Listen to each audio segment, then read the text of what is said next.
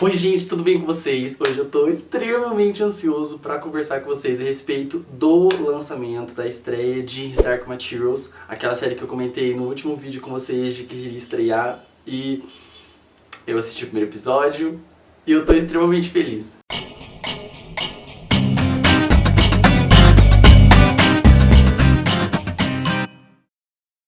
Bom, o que eu vou fazer aqui hoje com vocês vai ser dar uma análise por cima do primeiro episódio. Eu vou passando sobre as cenas, o que aconteceu em cada cena e falando algumas coisas das diferenças entre o livro e o filme.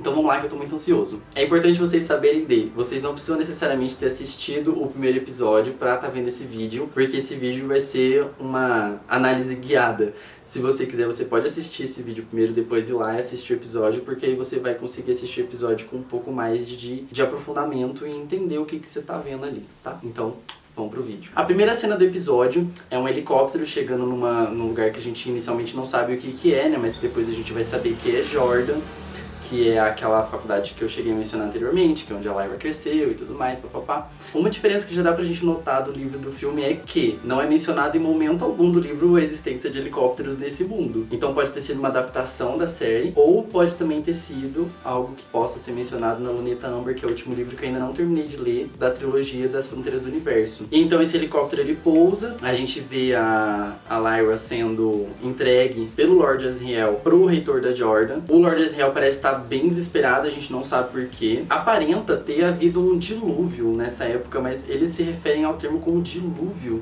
E isso parece um pouco mais profundo do que tipo uma enchente, sabe? Então, eu não consigo lembrar de nada que tenha acontecido nos livros sobre um certo dilúvio. Se vocês souberem de alguma coisa, por favor, me avisem e deixem nos comentários, tá? Daí, beleza, os anos se passam e a gente já conhece a Lyra maiorzinha, né? Já é uma criança e tal. E mostra ela brincando com o Roger pela faculdade e tal. E aí ela pulando os telhados, ela brincando com ele em todos os lugares, brincando com os criados, papapá. Só uma coisa que é diferente dos livros é que eles já vão direto pras criptas, né? Eles vêm lá os lugares onde os catedráticos e os reitores são enterrados e tal. Mas isso demora um pouco pra acontecer no livro, não é uma coisa tão já, sabe? Inclusive é uma dica que o Lord Asriel dá pra ela de um lugar que eles podem explorar, que é divertido e tal. Mas que aqui eles optaram por mostrar logo desde o começo. Depois da Lyra brincando um pouco, a gente vê o Lord Asriel fazendo um fotograma num lugar muito frio, em cima de um pico de neve. E aí a gente já tem uma noção de que ali é o norte. E a gente vê ele utilizando uma câmera super diferente e tal, uma coisa mais antiga.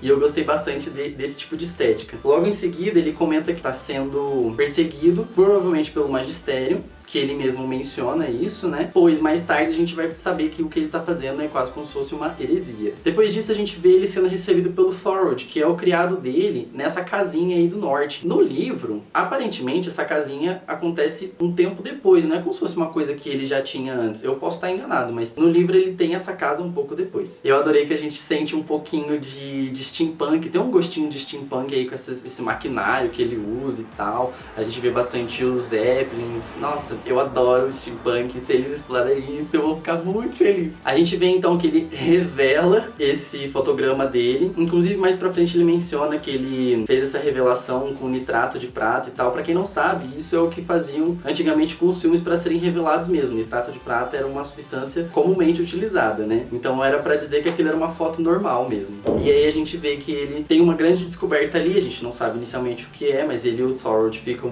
impressionados. E ele tira um negócio que fala que vai levar o amigo dele pra lá, pra Jordan, pra compartilhar essa descoberta, e mais pra frente a gente descobre que aquilo é uma cabeça. E então a gente corta pra essa vinheta, que é a coisa mais linda que existe. Sério, eu tô impressionado com o tanto de carinho que eles fizeram essa vinheta e tal, tem altas referências. E a gente vê inicialmente uma substância, um tipo de um pó brilhante que tá se formando algumas coisas e tal. A gente vê que a primeira cena ele tá formando algumas coisas como se fossem asas, e pra quem já leu os livros entende que aquilo são referências aos anjos, que são elementos muito importantes na série de livros, né? E que talvez vão ser na série de audiovisual também, né? Na segunda cena a gente vê um osso sendo formado com aquilo, então eu senti uma referência de tipo, ó, os anjos são feitos da mesma matéria que quem é de carne e osso também é feito. E então a gente vê vários takes da bússola de ouro sendo formada pelo pó e tal. Inclusive a gente consegue ver bem de perto alguns símbolos mesmo, e dá pra ver que Cara, tá perfeito. Nossa, essa bússola tá perfeita. Mais pra frente ela vai aparecer de novo, vou comentar de novo. Então a gente vê um espiral assim, né? Que inicialmente a gente não sabe o que é, mas depois ele se unifica e a gente percebe que aquilo é uma faca. Qual faca será que é, hein, gente? E a gente vê um balão passando, muito provavelmente é o balão do Lee Scoresby, que vai ser um personagem muito importante mais pra frente. Provavelmente é o balão dele mesmo, por ser redondo, assim, é um formato bem característico de como o balão dele é descrito. E depois tem uma cena super legal, que é escadas invertidas, assim, aí tem uma criança subindo aqui e outra subindo aqui ao contrário, né? Provavelmente essa criança é a Lyra e esse daqui é o Will, que é um personagem muito importante no segundo livro e que também vai ser muito importante no desenrolar da história, da série, provavelmente, já que a faca aparece, então o Will tem que aparecer também. Depois corta para um Zeppelin, que pode ser qualquer Zeppelin, pode ser da Senhora Coulter, pode ser das Riel, pode ser whatever,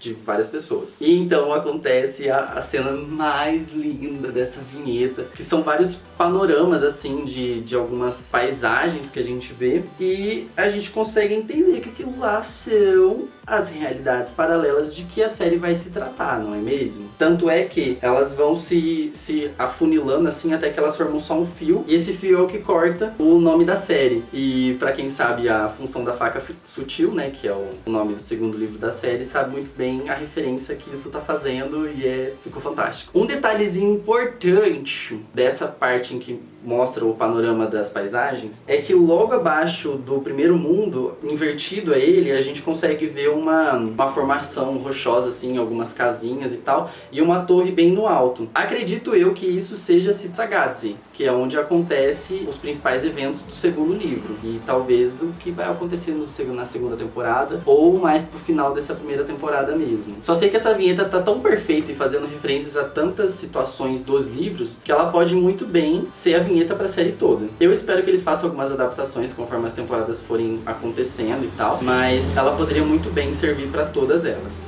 Depois da vinheta a gente tem um pouquinho da vida da Lyra na Jordan, que ela tá tendo uma aula lá com o professor e tal, aí ela dá uma trollada no professor, foge da aula, e aí vai acontecer uma cena muito importante, que é quando ela vai ver o reitor da Jordan querendo envenenar o Lord Asriel, que está chegando naquele lugar. Só que enquanto ela tá fugindo da sala do professor, a gente tem um vislumbre, o primeiro vislumbre da própria bússola de ouro, nosso querido letiômetro, em cima da mesa do reitor. Junto a ele, a gente consegue ver, inclusive eles fizeram questão de mostrar em um take ali, o livro que é usado para interpretar os sinais da bússola de ouro. Mais pra frente, a gente vai ter uma cena em que o reitor tá conversando com o bibliotecário, e nessa cena ele fala que vai ser a Lyra quem vai trair o Lord Asriel. E isso tá muito conectado à interpretação dos sinais com o livro, porque talvez essas interpretações possam estar erradas, porque é interpretações pessoais feitas pelo reitor. E então a gente volta pra cena em que o reitor tá tentando envenenar o Asriel. Eu fiquei muito feliz que eles conseguiram mostrar que o reitor tava fazendo aquilo meio forçado, que ele tava nervoso, tava tremendo e tal, e que ele não queria fazer aquilo. Então já dá uma humanizada um pouco mais no reitor e a gente é capaz de gostar um pouco mais dele, por mais que ele esteja cometendo uma tentativa de assassinato. Nessa mesma cena, a Lyra entra na sala em que ela não deveria entrar, ela impede que o Asriel seja envenenado, só que a forma com que ele reage é um pouco assustadora, porque ele é bem bruto, ele pega ela, mete a cabeça dela em cima da mesa, assim, aí ela fala pra ele porque que ela entrou lá, o que ela tava fazendo, que ele tava sendo envenenado e tal,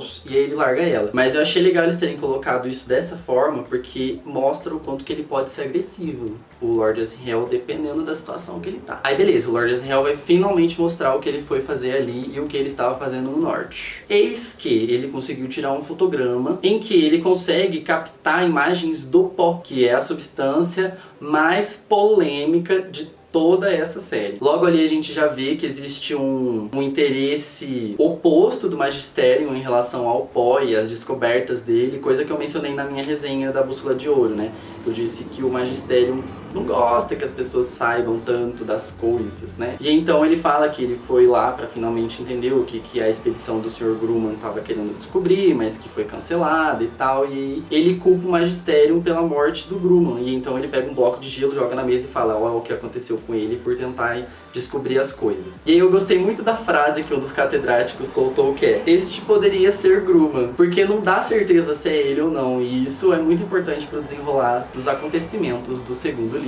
Pra mim, é com a frase que ele encerra o discurso dele que ele consegue demonstrar o tanto de personalidade que ele tem, que ele diz assim: gente, tá aqui o que eu descobri, o magistério não vai gostar, mas eu quero saber quem é que vai se opor a mim. Eu achei incrível que ele, tipo, ele não perguntou quem tá com ele perguntou quem não tá com ele, porque ninguém ia querer enfrentar ele ali na frente de todo mundo. E ele precisava do money pra conseguir financiar as próximas expedições dele. Então ele consegue ser bastante incisivo pra conseguir o que ele quer. Ah, e só pra fazer um parênteses aqui, o James McAvoy tá perfeito, ele tá sendo o Lord Asriel que eu esperava e eu tô muito feliz com a atuação dele. Beleza, aí a gente corta pra uma cena em que a gente vê um ritual dos egípcios e tal. Isso não acontece nos livros, mas eu achei uma adaptação fantástica, eu achei uma coisa super legal e que faz parte da mitologia, como se fosse uma explicação a mais de como as coisas acontecem no mundo da Lyra. Pra quem não entendeu, nessa cena os egípcios estão comemorando que o filho da mãe Costa, o Tony Costa,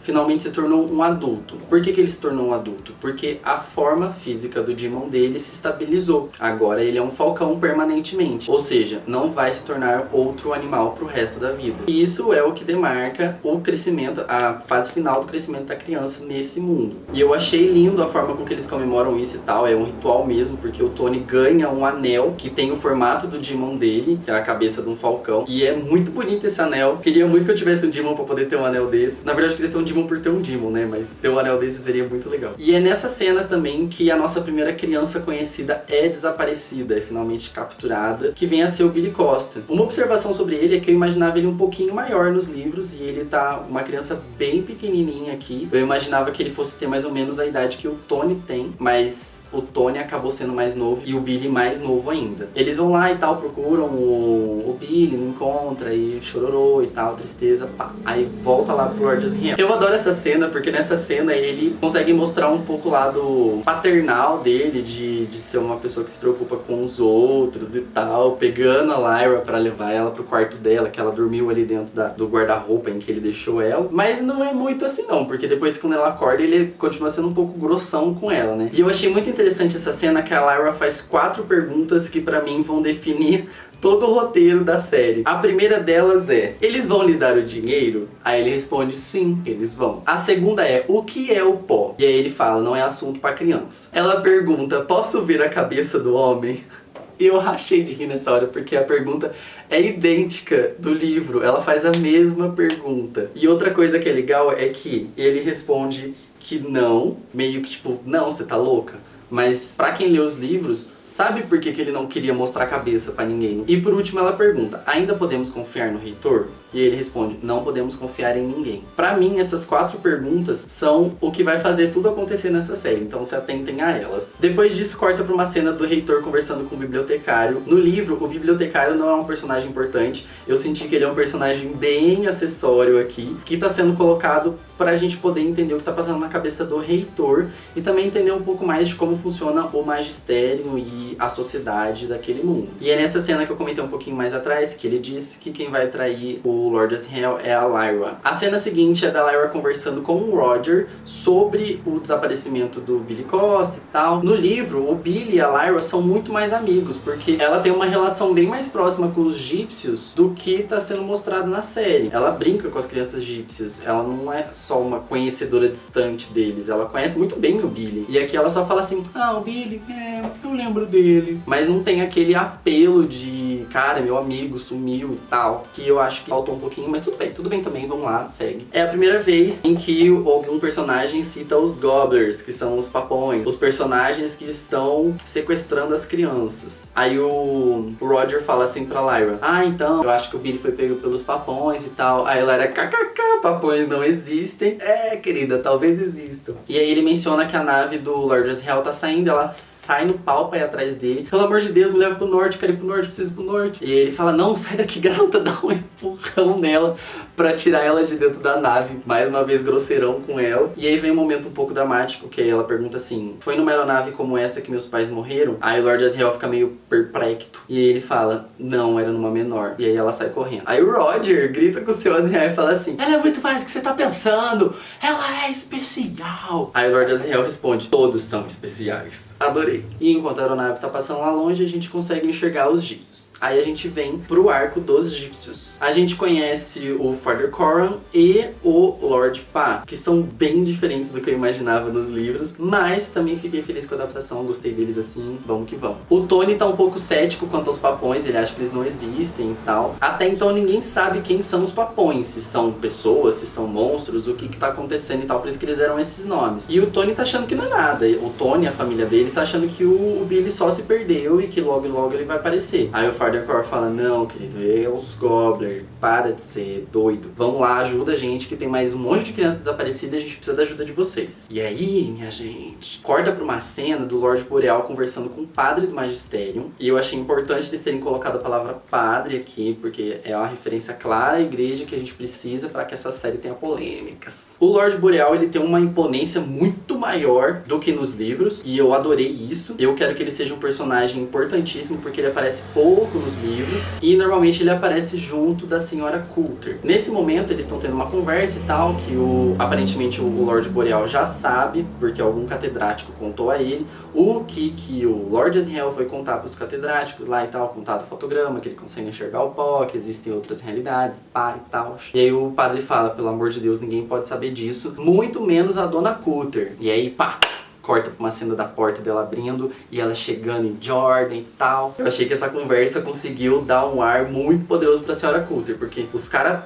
já conseguiram se empoderar ali e mostrar que eles são imponentes, que eles fazem parte do magistério, que o magistério é uma coisa grande. E se o próprio magistério tem medo da Senhora Coulter, meu Deus, o que essa Senhora Coulter é, não é mesmo? Outro detalhe, eles mostraram um prédio que aparenta ser a sede do magistério e tal, que é um lugar muito grande, parece um panteão, que tem um buraco no teto pra entrar luz e tal, vários lugares para as pessoas sentarem em volta. É uma estrutura muito bonita e muito grande, então já mostra, reforça o poder do magistério. Aí beleza, a Senhora Coulter tá lá chegando em Jordan, aí ela passa no meio dos catedráticos e tal, todo mundo olha pra ela meio com medo e tal, meu Deus, o que essa mulher tá fazendo aqui e agora? Aí ela vai lá e senta do lado do próprio reitor. E quem tá do lado do reitor? A Lyra. Nessa cena a gente consegue ver o interesse absurdo que a Lyra despertou na Senhora Coulter, porque ela é uma mulher e tal, só existem catedráticos homens, e ela é empoderada e ela faz o que ela quer. Aí a gente vê as duas conversando lá fora, que aí já acabou aquela reunião lá e tal, que aparentemente era um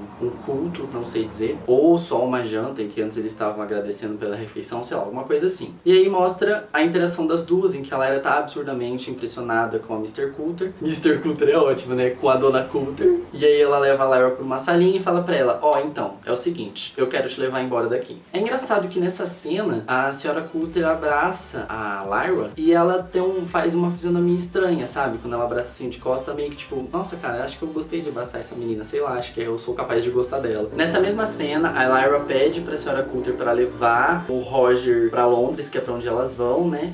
Aí a Senhora Coulter fala, tá, beleza, vamos levar. Aí corta essa cena, vai direto pro Roger sendo raptado.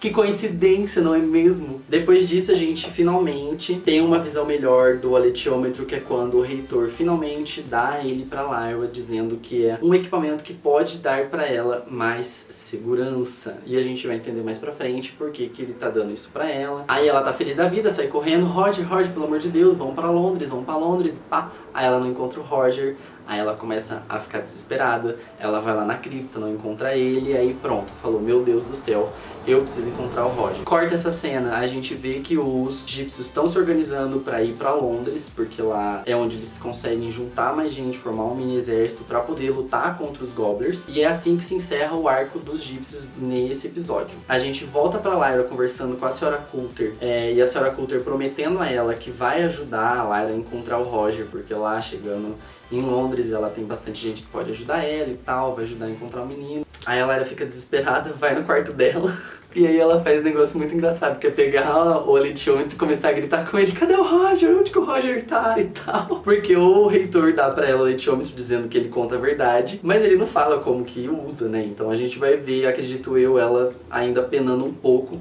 pra aprender a usar o aletiômetro mais pra frente. E aí a gente encerra esse episódio maravilhoso com a Lyra indo embora com a Senhora Coulter pra Londres, dentro da aeronave, olhando pela janelinha os egípcios saindo. A gente já pode notar que nessa mesma cena, a Lyra tá dando uma cutucadinha assim no bolso, onde o aletiômetro tá, e o Demon da Senhora Coulter vê isso. E aí tem uma troca de olhares ali entre os Demons e a gente já fala...